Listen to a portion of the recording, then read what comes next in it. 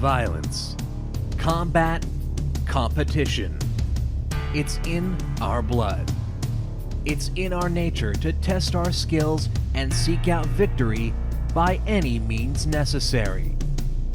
You are about to witness a competition like no other. 36 amateur fighters in 3 weight classes will do battle in a grueling league, fighting for points and a chance to be crowned champion. With so many variables, few things are certain. One will rise, many will fall, and no one's getting paid. Tonight, 2 dominant heavyweights continue their paths of destruction, while the rest of the field tries to fight their way up to play spoiler. Competition, it's in our blood. And tonight, that blood will be spilled as these warriors fight to survive among the global MEGAfist 12.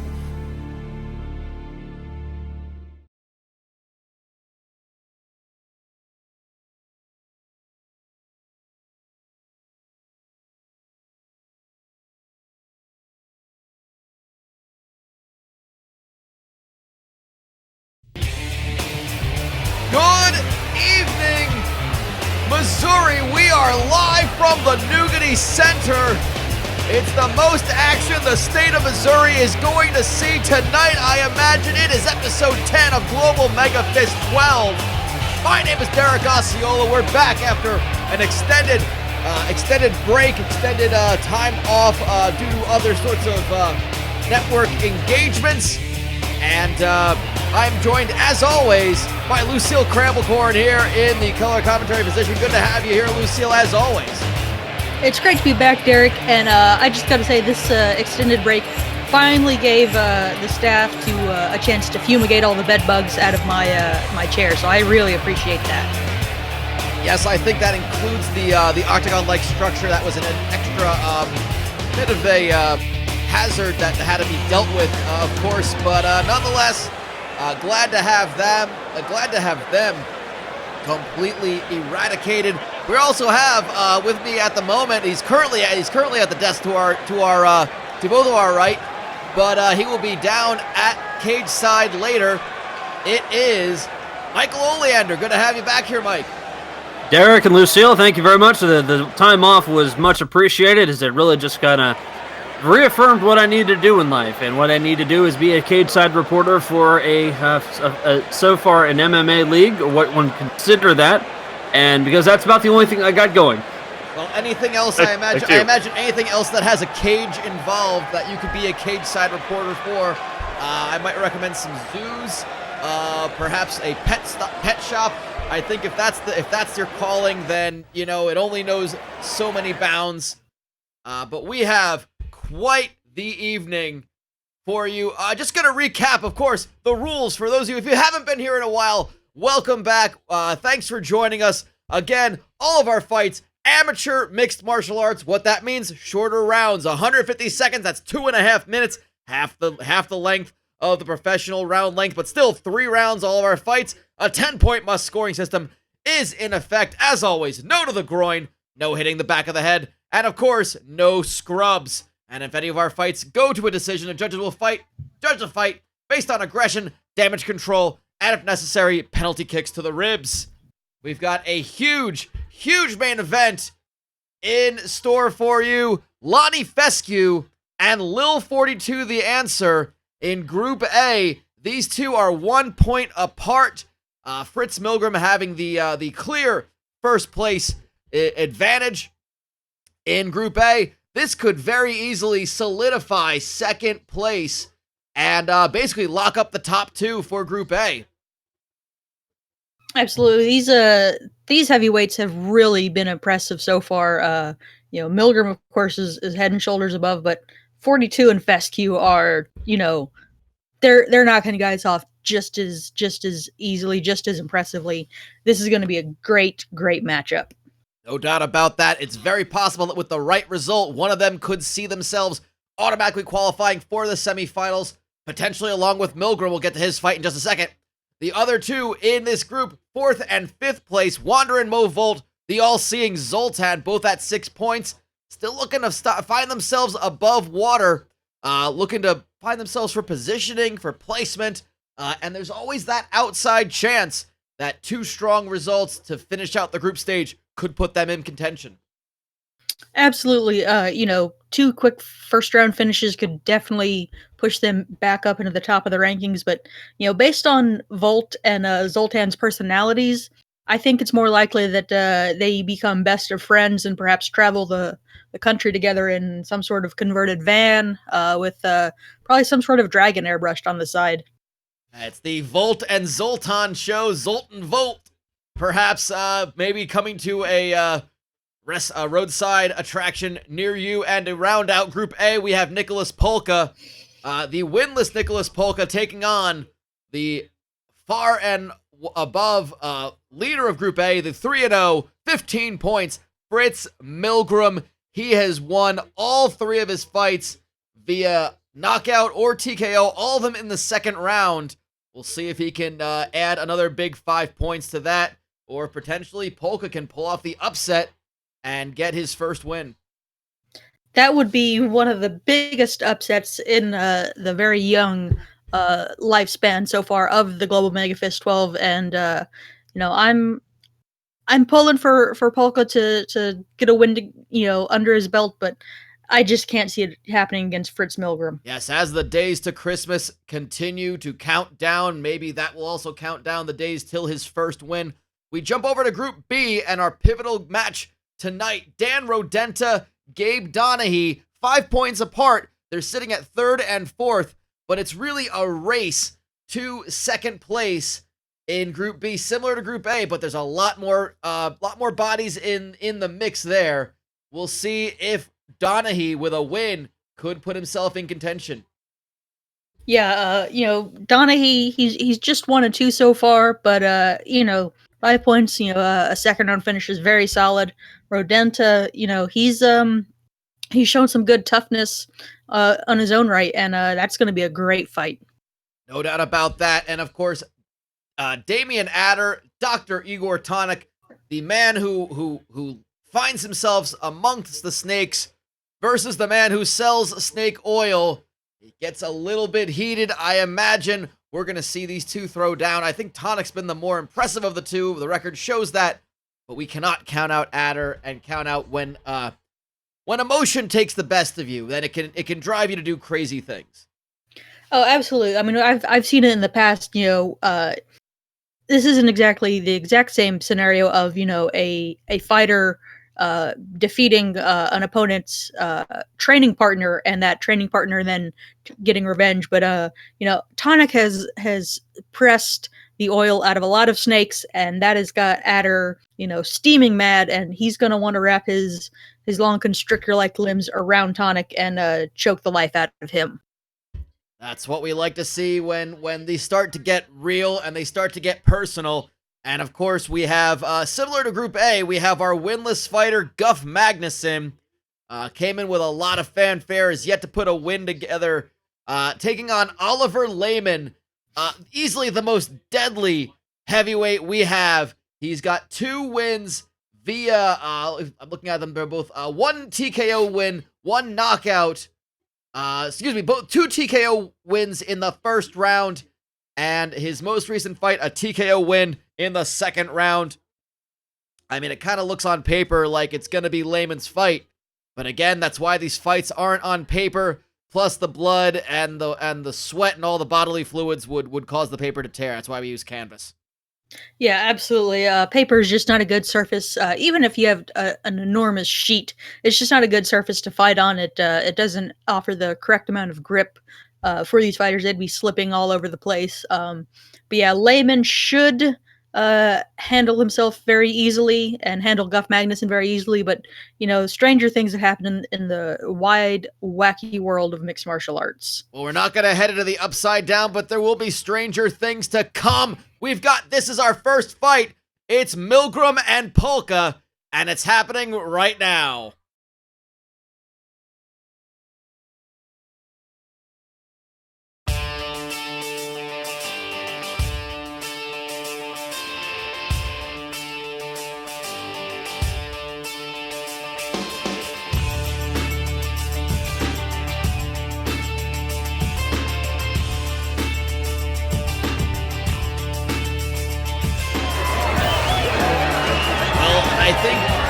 shocking in every aspect. But after watching him in his first fight, I think the only thing that's not shocking about Fritz Milgram is how dominant he has been in the Global MEGAfist 12. It just seems like this is meant for him, this style of fighting and this sort of electricity.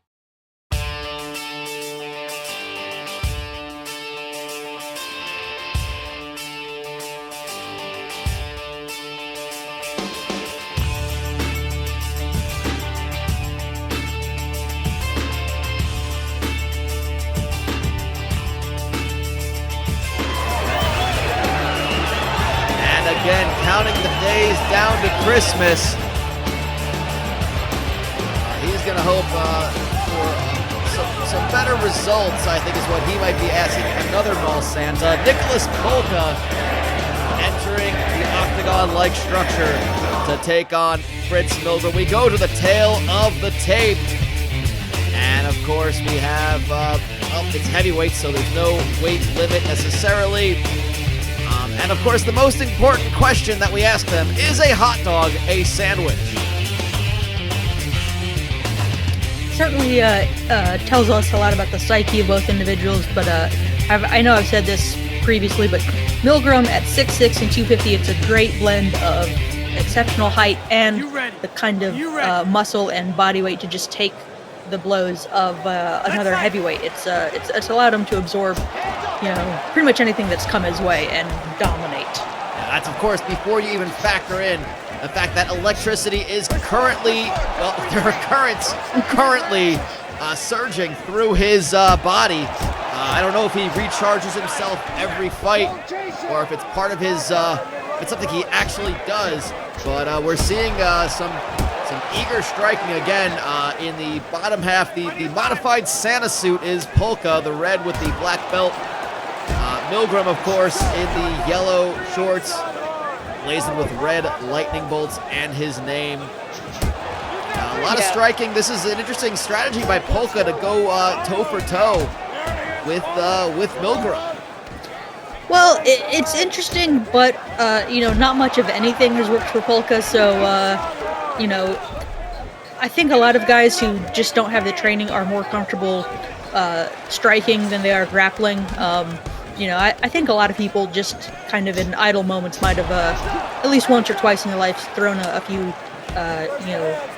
few seconds of shadow boxing, and I think Polka is kind of relying on that to get him through these fights because he doesn't really have much else. And of course, his time as a Mall Santa, I'm sure there had to be some overeager, overaggressive parents that he would have to potentially take out. So that's always good to see that's something happening. Yeah, and if he's big hook. Huge! It was almost an overhand, and it drops Polka. That's gotta be it. Good gravy. Well, I guess the narrative we've been saying at the top that Milgram is not going to be stopped and Polka would have to pull up an upset. I mean, I guess it's kind of telling. It's such an obvious story, but the result is just as devastating. Absolutely.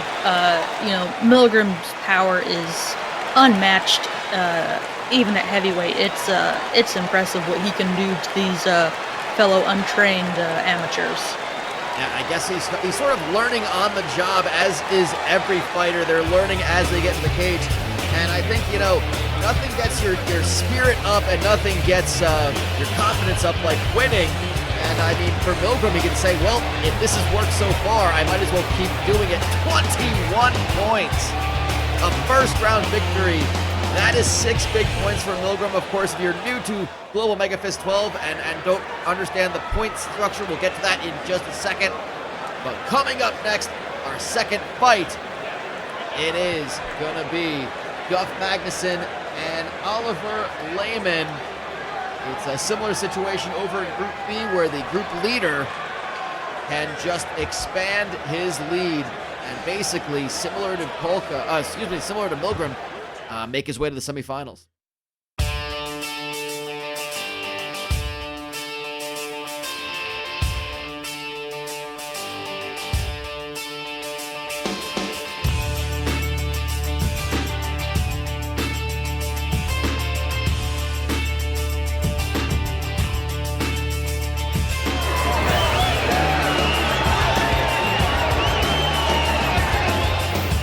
Well, they say nothing is colder than someone who has to foreclose on a home.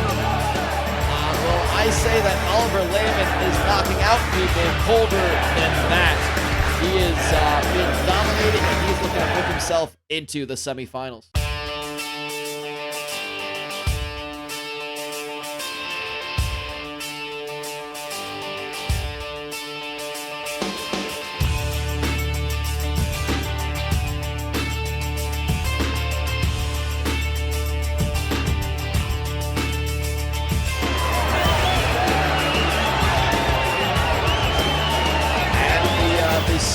Of Guff Magnuson is not deterred by his 0-3 record. This is going to be a very difficult fight for him. Anyone has the gumption and the stick-to-itiveness, it's Guff. And let's see the tail of the tape. Very close on height and weight and reach. Neither of them really choosing to answer is a hot dog a sandwich. Strategy, I guess, not wanting to upset anyone. I don't know. It could also just be strategy in keeping some answers and keeping a few things hidden from your opponents. Mind games, you're saying. I like it. Yeah, absolutely. Because, if you're Guff Magnuson and you hear your opponent has to inquire about the meat content of the hot dog, how does that affect the sandwich, definition? It's got him thinking. Gets in the head of Guff Magnuson, does Oliver Lehman. And of course, in true finance and banking style, answering the question with another question. And here we're seeing Magnuson trying to go for the takedown, opting not to strike with Lehman. And that seems to have been a mistake that other fighters have made with Oliver Lehman. He's just got that natural height advantage. And of course, he's got the deadly striking, his kicks. Those long legs just make for very deadly kicks, and Guff just trying to avoid that right away. Gets a takedown. Lehman right back up. Guff is working a lot of takedowns. He might be expending a little too much energy because Lehman is fairly easily getting back to his feet. But both guys really expend a lot of energy in these moments. The takedown attempts, the stand-ups. It's Magnuson might be trying to play the long game and just tire Lehman out as much as he can. That could potentially be something that, again, when you don't know it, these are amateurs who don't have any proper training. They just don't understand how to pace themselves.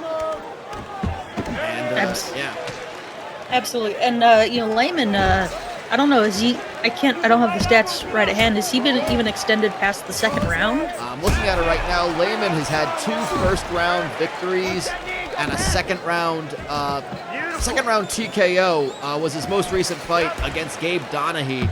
Took him only 24 seconds into the second round. So, again, not even very long. Yeah, if Guff can survive and, just keep grinding on Lehman like this, he might be able to tire him out as the fight progresses. Lehman might just be built for the quick sprint. Looking at Magnuson's stats, Magnuson, again, all these losses, unfortunately, but 2 losses early in second round and 1 early in the third round. So I guess he tends to get caught pretty early into the round. And big knee. Oh God, well, at least he's going to survive to the second round for the moment. But that's going to be it. And for the first time at cage side, we go down to Michael Oleander. Michael, we didn't get to go to you for that first fight. It was over so quickly.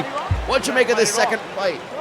Yeah, I got loaded up on a little bit of the muscle relaxers, and I napped through right through the first one there. But that's fun.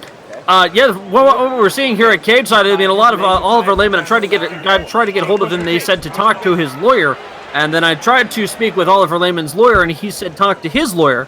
And then I talked to Oliver Lehman's lawyer's lawyer, and then they said talk to my lawyer. And then at which point I was then escorted out by security. Back to you. Glad to have you back in here. I don't know how in the world that sort of security detail. We don't even have that kind of security detail. Like we have to fight off fans trying to get to our microphones at all times here at commentary. Well, yeah, it's a very tough round to call. It was a lot of hard work for Magnuson. Perhaps the best strike of the fight so far came from Lehman. We have a second round coming. Let's fight. That security detail just shows that Lehman with his good paying corporate job, he can afford potentially training, potentially decent nutrition, and it looks like security. So he's really got a big advantage in a lot of those areas over his opponents in this tournament.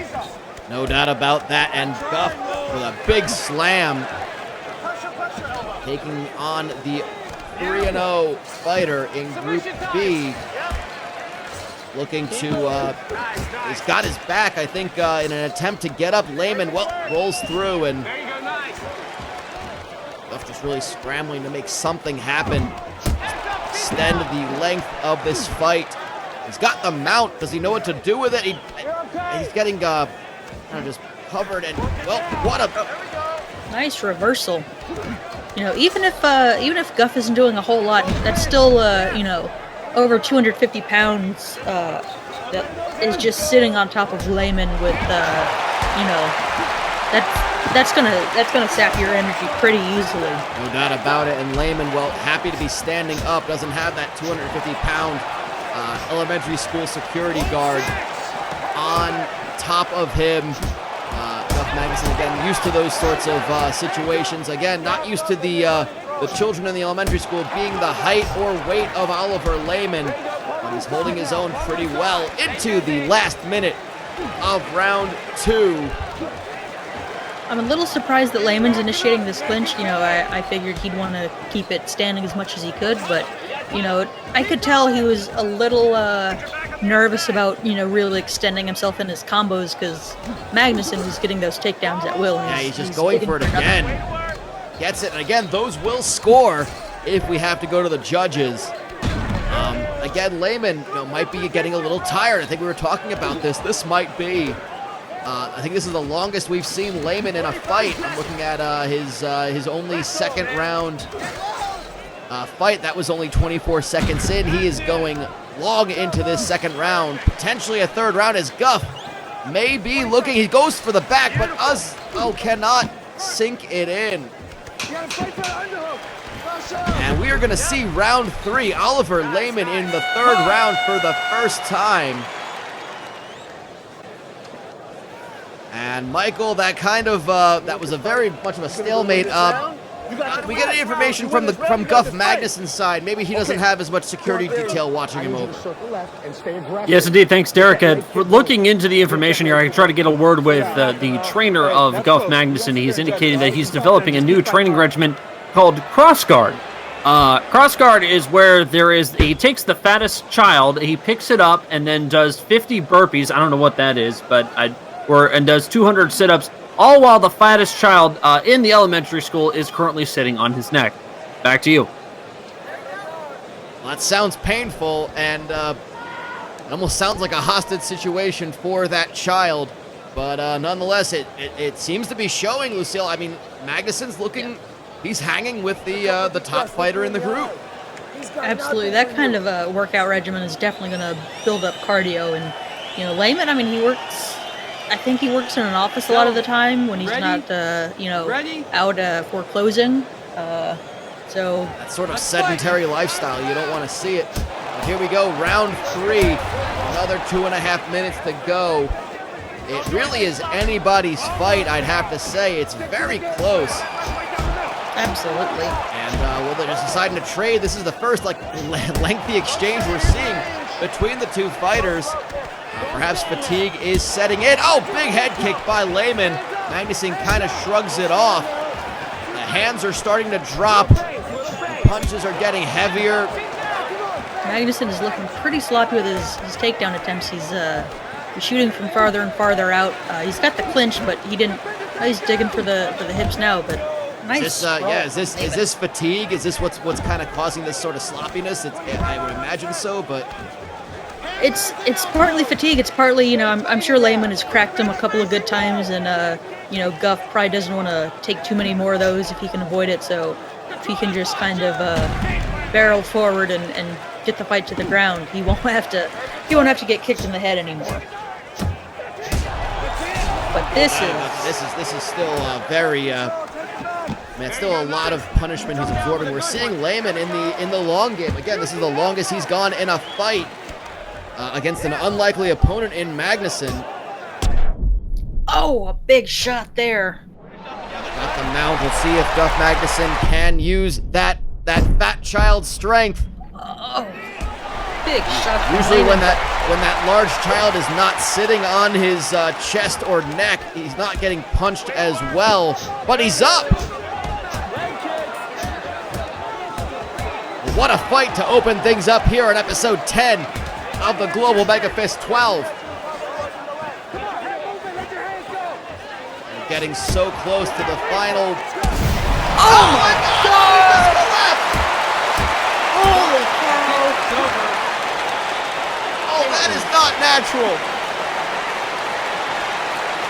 Well, Oliver Lehman forecloses on the consciousness of Duff Magnuson. It was the switch kick coming over the left hand, and that is not, it's just an unsettling way to see him see the way he collapses, his head. Yeah, I think he got clipped right on the temple, and that just took all his equilibrium, and then the fall, his head slamming into the canvas. Oh. That is uncomfortable to watch, which is why we replayed it several times. Oliver Lehman, Guff is still being helped to his feet. 21 points for Oliver Lehman. I think we can with certainty say this now. Both Fritz Milgram and Oliver Lehman have already made it to the semifinals. They have qualified for the semifinals on points. Milgram again, both Milgram and Lehman, 21 points after 4 fights. I don't believe that can be caught. So I'm going to have to do the math during this next break, but I believe that is 2 of our 4 semifinalists already determined. And our next fight, well, Dr. Igor Tonic can potentially make his way closer and closer to the semifinals. He's got Damian Adder in the battle between Snake Oil and Snake. And just before we get to that fight, we're going to give you a brief explanation. If you're new to Global MEGAfist 12, or it's been a while and you haven't seen it in a while, here, when we're talking about points and wins and the format, here is an explanation of how Global MEGAfist 12 is going down. The Global MEGAfist 12 is a grueling competition like nothing ever seen before in mixed martial arts. First, the 12 fighters are drawn at random into 2 groups of 6 fighters each. Each fighter will face off against the other 5 in their group. A win is worth 3 points, while a draw is worth 1. In addition, bonus points are awarded for how fast a fight is won. Winning in the 3rd round is worth 4 total points, a 2nd round win is worth 5, and finishing a fight in the 1st round gets you 6 points in all. After all 5 rounds of competition, the 2 fighters who finish in last place are relegated from Global MEGAfist 12 and must earn their way back in next season. They will be replaced by 2 fighters from the Hyperfist qualifying tournament. The 2 5th-place fighters will be matched up against 2 more fighters from the Hyperfist qualifiers, with the winners earning their spot in next season's Global MEGAfist 12. The top 2 fighters from each group advance to the semifinals, where the 1st-place fighter from each group will take on the 2nd-place fighter from the other. The winners of these fights will do battle for the championship. It all comes down to one thing: win, and win fast. And the title of Global MEGAfist 12 champion awaits.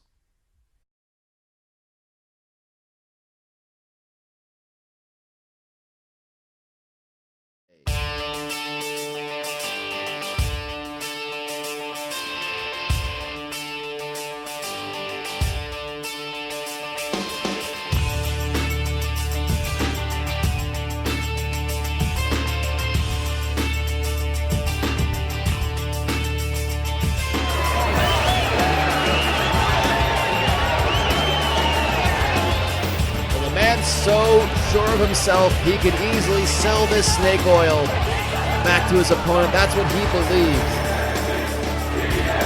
It is Dr. Igor Tonic who's going to find himself into the semifinals.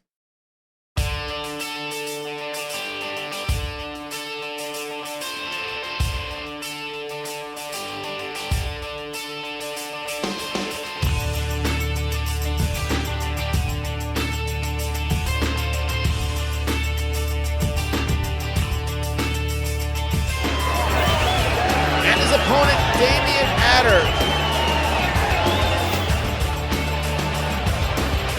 Damian Adder here with a vengeance, taking on Tonic, the man of the snakes.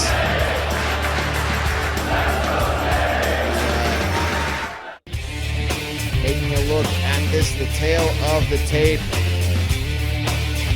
And two of the taller heavyweights. Again, the weight distribution very different.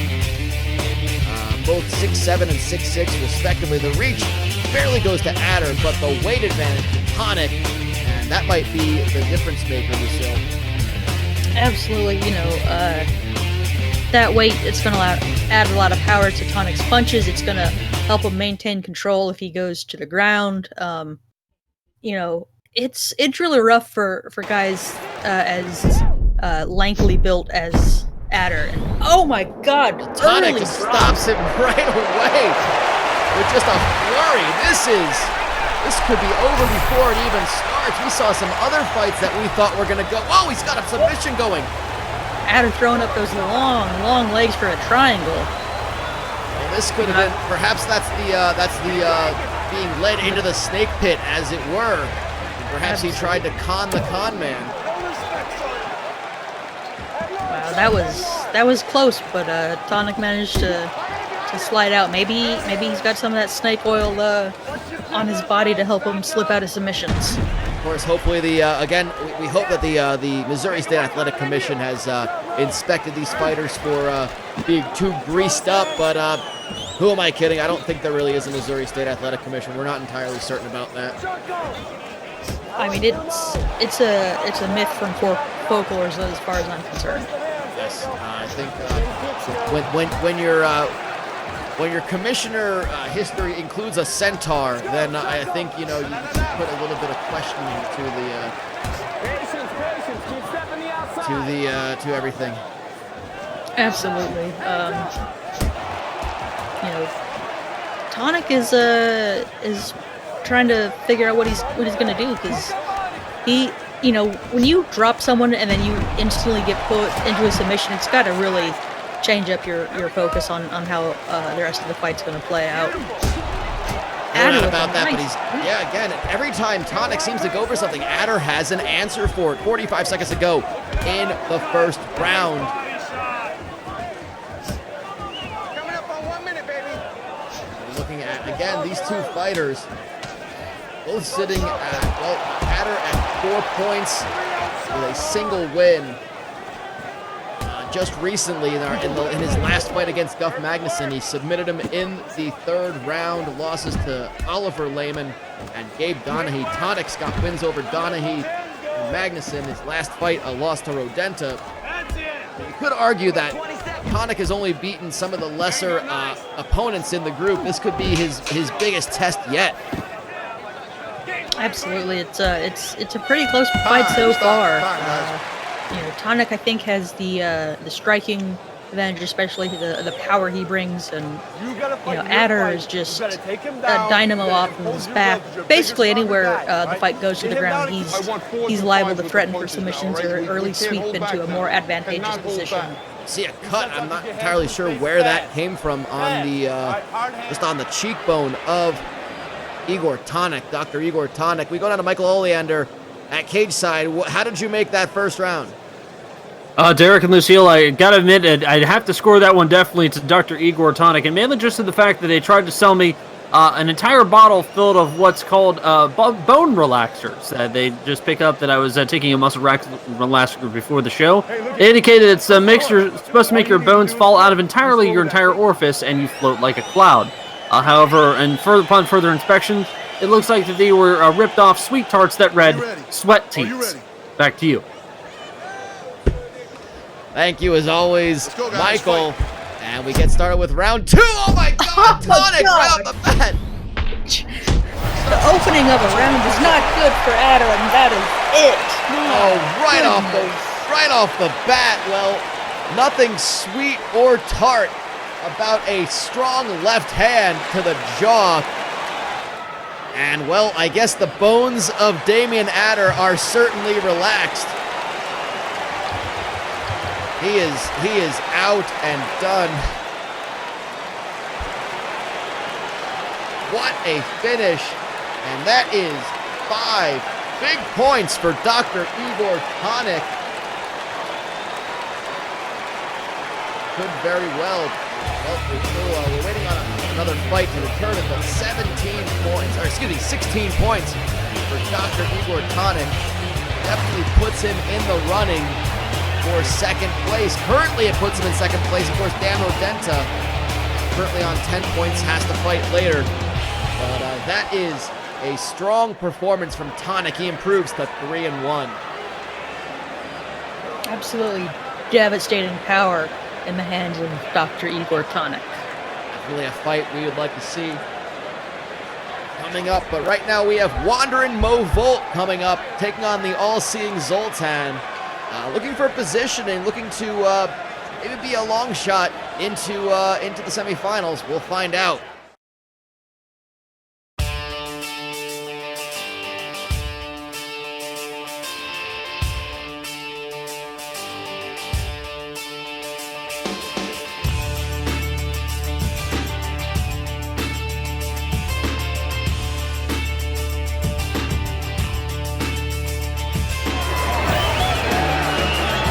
The all-seeing Zoltan.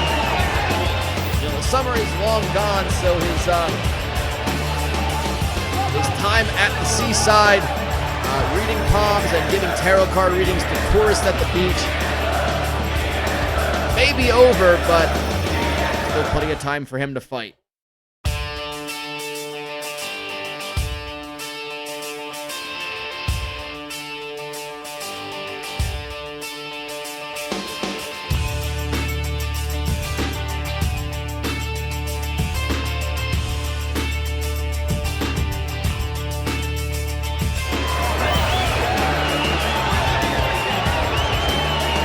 Opponent Wandering Mo Volt. We have to wonder how concerned he is anytime, really. Talk about a man looking relaxed. He is trying to get this crowd amped up, maybe trying to get a dance circle or mosh pit of some sort forming in the crowd. Make it feel like he's more at one of his festivals, concerts and such. But there we go. There's your tail of the tape. Lucille, it's pretty even, I gotta say. Yeah, it's very even. To me, the biggest thing, it's not on the tail of the tape, but it's in their record. Both men, of course, are just 1 and 2, but both have 6 points. Of course, first round finishes. That means that if they can, maybe get another first round finish, even at 2 and 2, they could very well, make some big strides in their division. Let's fight.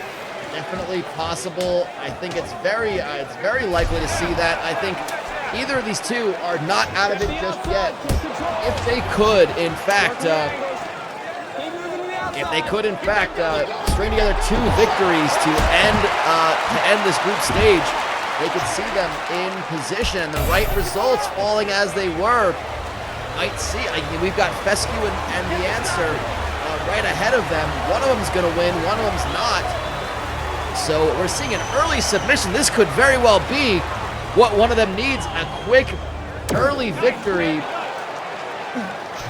Doesn't quite get it. 6 points for either of these fighters puts them at 12 and puts them temporarily in second place. Of course, with Fescue and Lil 42 still to fight later, but only one of them is going to get a decent amount of points, so the winner is right back in contention. Yeah, absolutely. Volt is certainly looking for early submissions, but not not to put too much of a emphasis on Zoltan's other career, but he can kind of see these attempts coming. They're not very well hidden or set Right, up. you are. Fair enough. What a that's a very astute thing. There's really no way you can test for that. I mean, there's also, we all talk about like banned substances and illegal substances and tactics that are not very sportingly, but there's no real way you can test for any sort of psychic Control the clinch. powers being Yeah. used during a fight. 45 seconds ago in round 1. Yeah, absolutely not. There's there's currently no reliable psychokinetic energy meter that can determine who's using it, where it's coming from. So it's that's kind of still the unlicensed sort of no holds barred aspect of mixed martial arts, the use of psychic energy. Oh, a big knee. I guess Zoltan did not see that one coming out of the clinch. Big shots. To see for Volt. I mean, that's the kind of fighting style we like to see. Is that sort of that's Volt something was- he's starting to learn what he's good at. Yeah, he was really going for that first round finish. Didn't quite get it, but he's really set himself up for this next round as long as he's got some energy left, because Zoltan really took some punishment with those knees. Yeah, I think Volt, as you put it very well, I think he set himself up very nicely for a potential second round finish. As we go to the replay, we go down to Michael Oleander. How did you see this first round? Well, certainly, Derek, it's certainly one heck of a round here.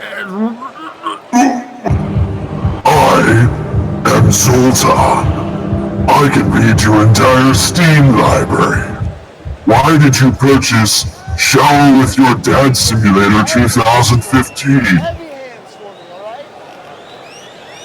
right? Michael? Are you, Derek? Yeah. I really don't know what happened. I'm still here, but I think I'm going to bring it back to you. Okay. Okay, well, that's... Wow. Well, we go to round 2.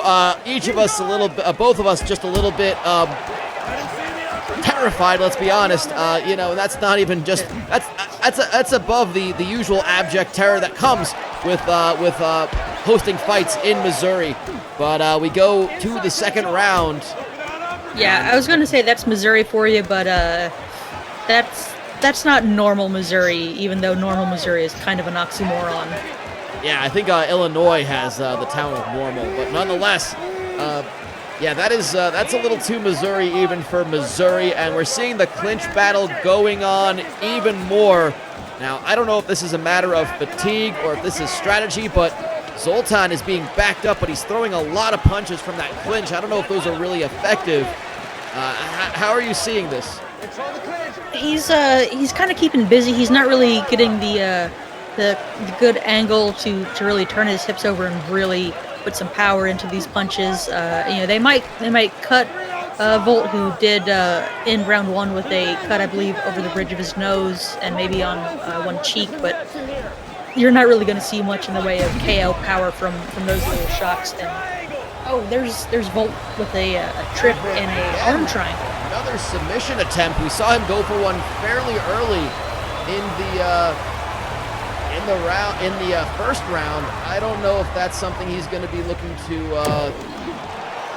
go for again, but we'll have to see if it's any success. And he's got the mount. This is a very very strong position, but Zoltan able to reverse it.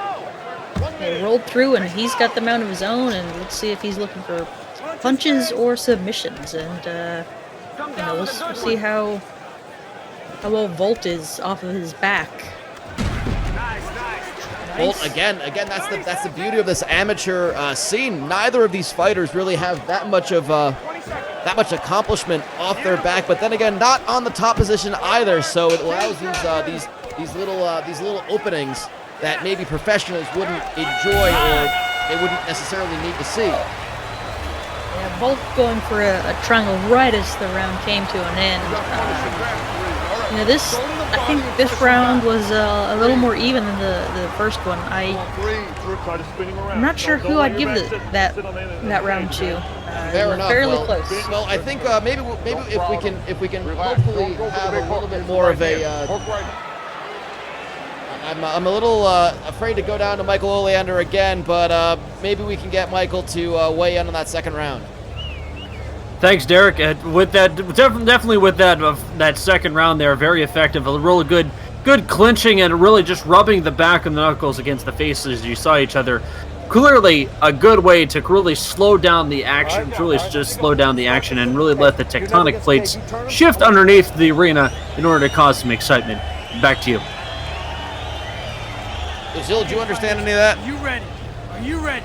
You know, I think you know what Michael was getting at was you know, sometimes you gotta, after expending a lot of energy like Volt did at the end of the first, you know, you've got to really kind of have a round off essentially, and that's what he did with a lot of that. Fair enough. I makes sense. I was wondering if he was speaking in tongues again, like I thought, like I could have sworn I heard. I wasn't really sure about that. Well, we're going into the third round, and again, a finish now is worth 4 points, just as a reminder. Not entirely certain that will do much for the standings, but the winner would go to 10 points. That would tie them with Lil 42, the answer, and put them 1 point away from Lonnie Fescue. Again, both those fighters doing battle in our main event. But we're seeing, again, a submission attempt from Wandering Mo Volt. Could he be going for it? It looks like, is that I can't really see what kind of submission that is from our vantage point.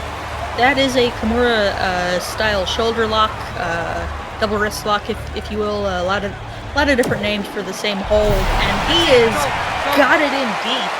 Wow, that didn't. I couldn't tell if it looked that deep at the time, but that could just be a matter of. Of amateurism. But again, Wandering Mo Volt, impressive with the submission victory. You want to talk us through this replay? Yeah, absolutely. You know, he's isolating the arm. He's locking down Zoltan's body with his legs. You know, if Zoltan could have gotten his left leg free, he could have spun away and relieved the pressure. But you know, I have to think a guy like Volt, who probably has been restrained by you know, the security at a music festival before, is familiar with this kind of joint lock, and you know, he's just using what life has dished back out at him to get the finish. That's very, very astute and a very good strategy for Wandering Mo Volt, who moves up to 10 points. That will put him tied on points with Little 42, the answer. Michael, how did you see that finish go down? You were right there at cage side.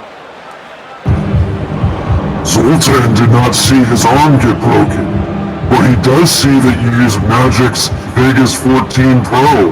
Why have you not bought Vegas 15? Its normal retail price is $16,000, but it's on sale today for $49.95. Buy it. Derek, can you hear me? Yeah. We were trying to get your opinion on the.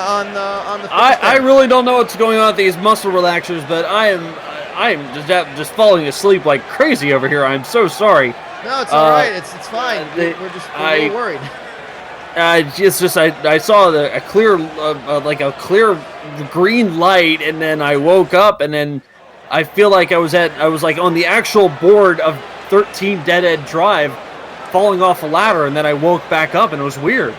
Well, we're glad to have you back on this Mortal Coil, Michael. We're going to get to our next fight in just a second. We got 2 more for you this evening. Coming up next, it's basically a Group B main event. Gabe Donahue and Dan Rodenta. We're going to go to that one in just a moment, and we'll, of course, break down as we bring them up how that will pertain when it comes to the standings. That's our next fight coming up in just a moment. We're going to talk to you a quick moment about what you'll see, not in 1 week, but in 2 weeks. We'll be back in 2 weeks' time, taking next week off due to some other programming on this very channel. But nonetheless, we go over to the fourth fight of the middleweights. And again, some big fights coming up. I believe our main event will be Chet Lama taking on Paranorman, our host. Chet Lama, after a big win, his first win, finds himself in third place. But as we look at that, very much right now, there are three fighters. And I look at the Tumor of Justice, Paranorman, our host, and President Jerome Glorioso. Three fighters at 3-0. And again, Paranorman versus Glorioso could be the final fight of this group stage. If they continue to win, it will be 4-0 versus 4-0. And meanwhile, the Tumor of Justice faces Ken Dahl in his final fight. Ken Dahl currently in second place. Dahl has Donnie Bay. The Tumor has Dale Branson. Tough fights all around. Lucille, any of these sticking out to you? Yeah, it's always good to see Paranorman, our host, out there. He's looked very impressive. I'm looking at Wilhelm Schrei. I'd like for him to get something going. I know he's struggled a lot, but Wu is a tough opponent for anyone, and it's going to be a hard fought battle between those two. Yeah, I think Group A is very much out in the open, especially if some of the results fall as they were. Dale Branston, Gordon Wu both have everything to fight for. They could put themselves right into position. Again, it is all or nothing there. And of course, we are looking forward to that eventual meeting between Paranorman and Glorioso. That won't happen next time. That'll be the final fight of the group stage. And if either or both of those fighters make it to the semifinals, that's going to be a good tune-up fight and potentially a grand final preview. Absolutely. These middleweights have really impressed in all aspects of the fight game. Some have been more impressive than others, but I don't think we've had a bad fight out of any of them so far. And I think next show on the 29th is going to be another example of just how good these middleweights are. Yes, that'll be 2 Tuesdays from tonight, 2 weeks from tonight, October 29th. We hope to see you on this very network as we come back to the Nougaty Center here in Branson. But we've got 2 more fights coming up, and they are happening right now.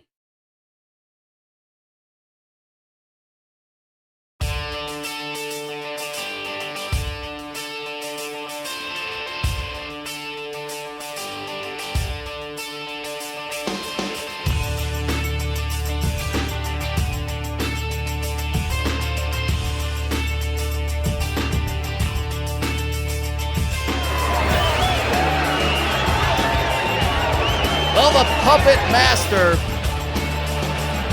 is looking to make waves here in the heavyweight division. He got off to a slow start, 1-2. Donahue would put on a fantastic fight. A win would do it for him.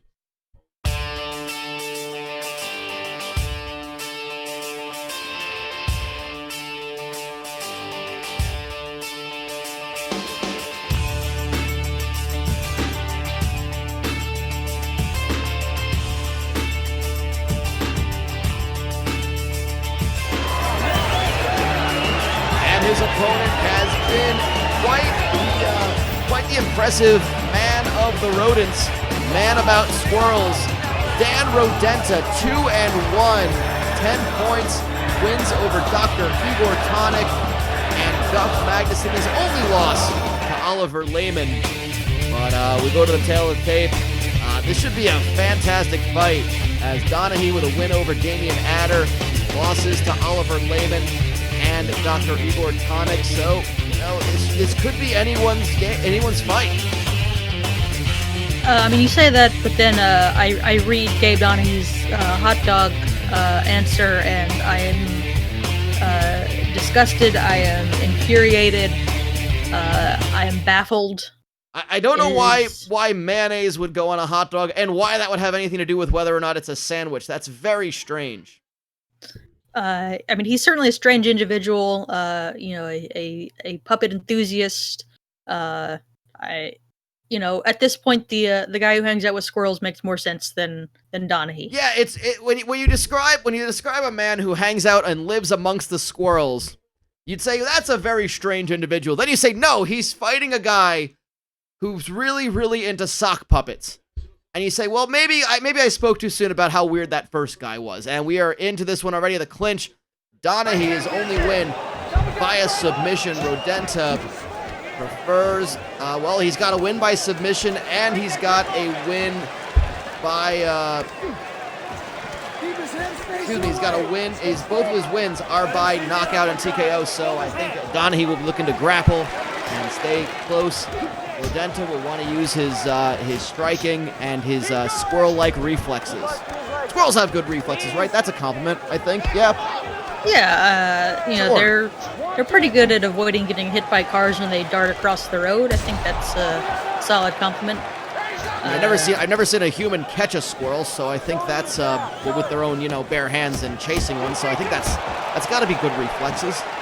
Yeah, I mean, but I don't know. I certainly haven't. I don't know if you've been observing Dan Rodenta when he's not fighting too much. I'm sure he's probably caught a fair number of squirrels. Oh, fair enough. Well, I think maybe they allow him to at this point. They accept him as one of their own. It's always possible. Oh, that's a very good point. I hadn't considered that. Yeah, and anyway, Donahue keeping it nice and close. Got that underhook, double underhook, that body lock.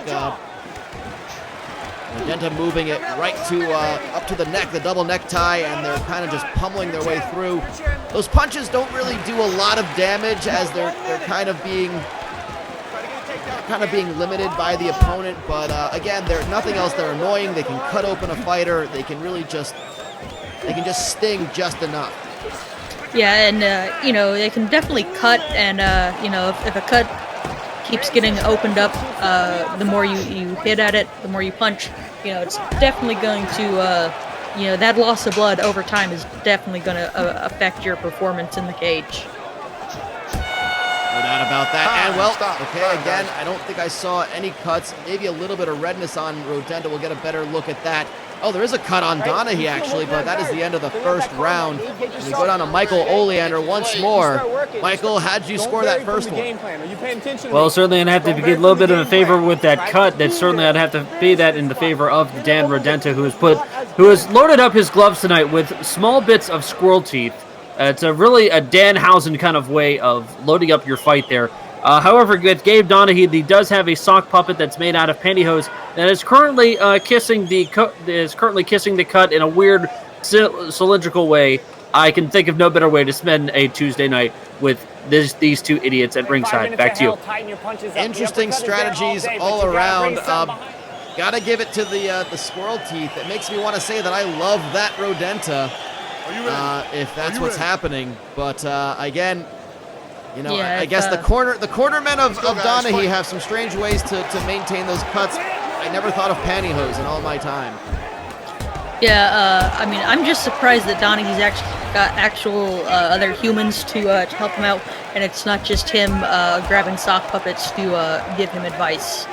I think that was a problem for some of his earlier fights. That's why he was losing. He didn't have humans in his corner. He just had elaborate sock puppets giving him advice that he would have to work and then speak to, and it was really hard to work on your own cuts. Absolutely, it's distracting is what it is. Oh, nice straight hand from Rodenta. He's dropped him. Shot. This could be it. It is. That is the finish right there. Dan Rodenta with a big win via TKO. He improves to 3-1. He's got a lot of damage to that right eye. Yeah, he got busted up. I couldn't quite tell based on just the angle of the stance, but he's gonna have to put something, probably not squirrel teeth, on that swelling to get it down. He's gonna have to find something frozen to ice that down. Can't wait till winter. Can't store his healing for the winter. Nonetheless, that is a huge victory. We go down to Michael Oleander. Your thoughts after? Clearly the squirrel teeth worked. Derek, you remember that scene from Metal Gear Solid where all the ravens eat Vulcan Raven after he dies? Picture that, but with sock puppets. I'm gonna avert my eyes right now. That's Me too. Me too. Yeah. Back to you. I'm gonna hope that somebody has taken Gabe Donahue out of the cage. I think his human cornermen have done it. Well, folks, we have our main event coming up right now. Lonnie Fescue, Lil 42, the answer. This is gonna be for second place.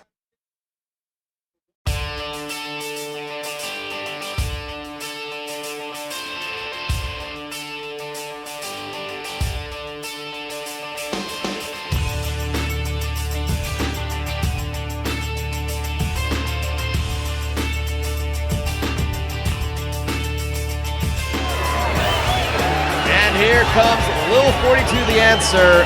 Mixtape or not, it drops on November 13th. That's less than a month away. The SoundCloud rapper, proven to be quite the fighter as well.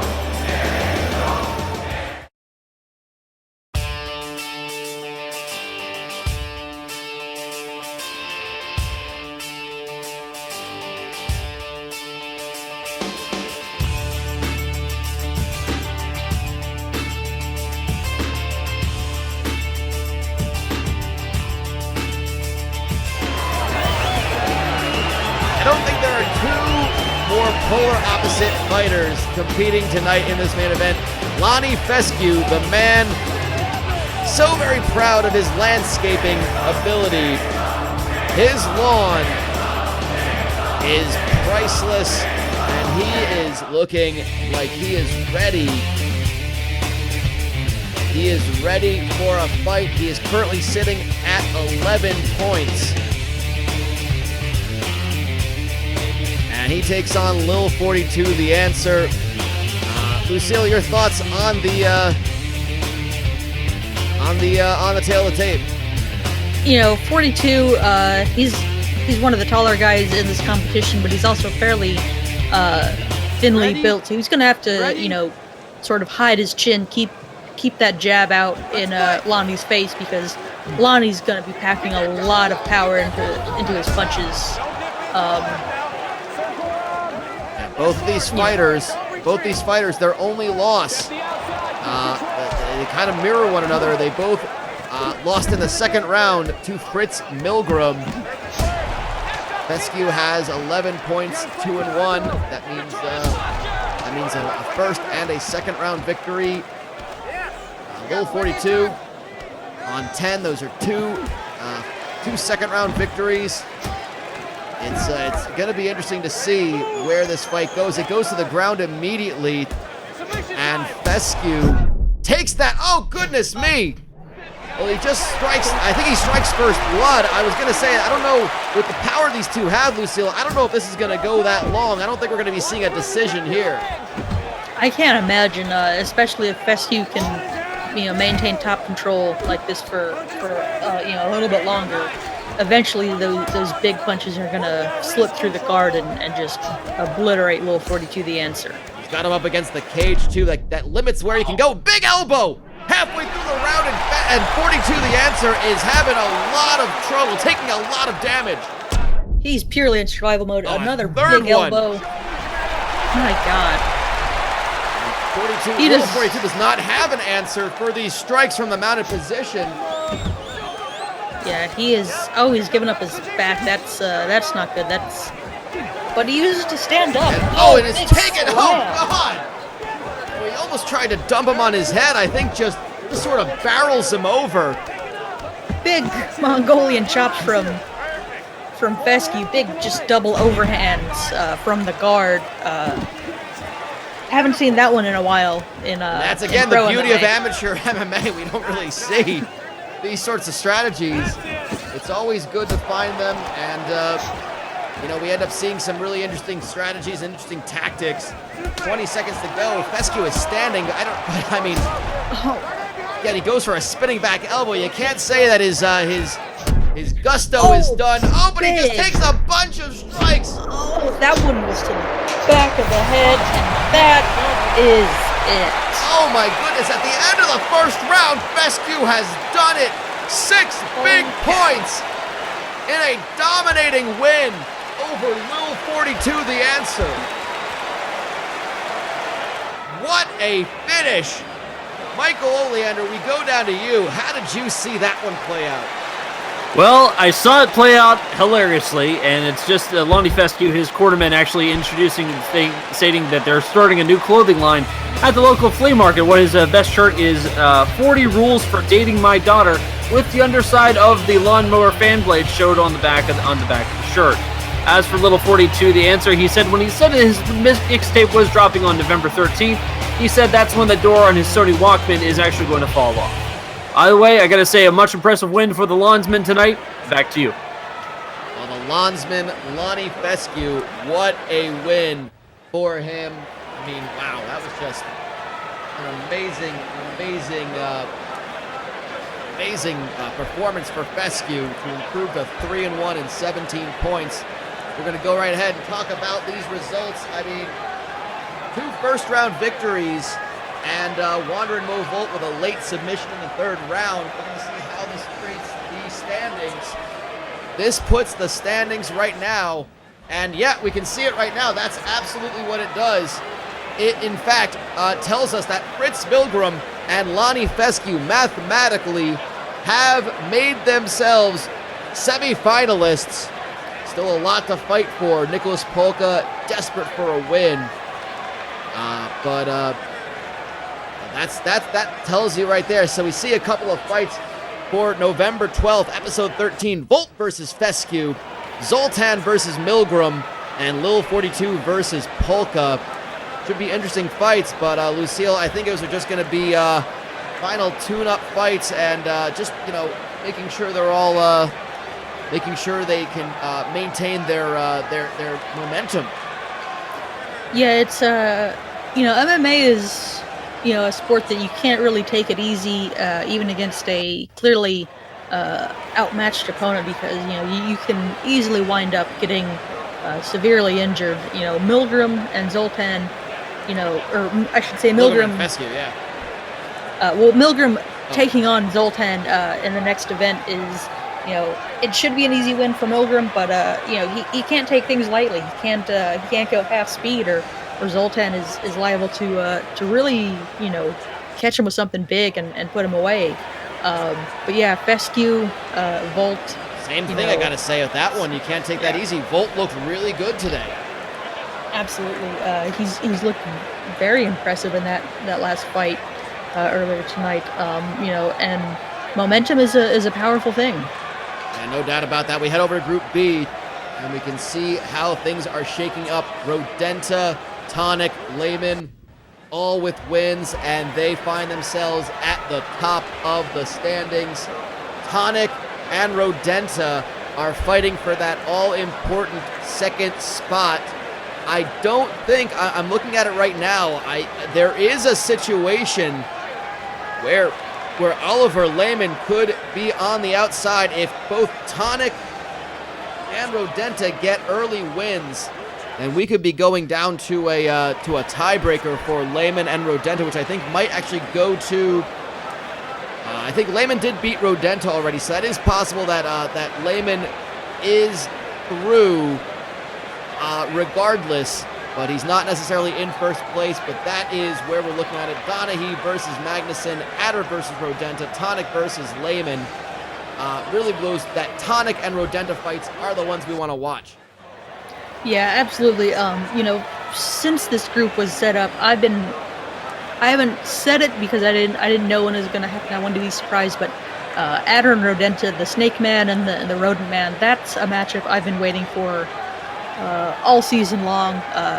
You know, Adder doesn't have much other than pride to fight for, but I mean, that's just a classic battle of styles. You know, the snake and the squirrel that's going to be outstanding. I can't imagine it being anything less than that. And Tonic and Lehman, I mean, that's two titans going at it. And Lehman, you know, he got the win, but he looked fairly human as Guff Magnuson took him deep into the 3rd round. And you know, Tonic was very dominant in his performance tonight. So, Layman might don't say he's gonna go completely undefeated, because Tonic could definitely pull things off next time out. Very interesting battle to see. Tonic could put himself above Layman with the right result. Again, thank you again to Michael Oleander and Lucille Cramble-Corn for joining me here. It is going to be another 2 weeks till we see you again. But this has been Global MEGAfist 12. The heavyweight semifinals are starting to really shape themselves up. With Fritz Milgram, another easy win for Milgram, taking out Polka. Oliver Layman similarly got a big win. We saw Dr. Igor Tonic put himself into very good position to potentially make himself a semifinalist as well. He's going to have to see how he fares compared to Dan Rodenta. But our big winner tonight, Lonnie Fescue, makes it to the semifinals. For Lucille Cramble-Corn, for Michael Oleander, to the most glorious Mr. Naga, we praise him and thank him for this violence. I'm Derek Osceola. We'll see you in 2 weeks' time for more Global MEGAfist 12.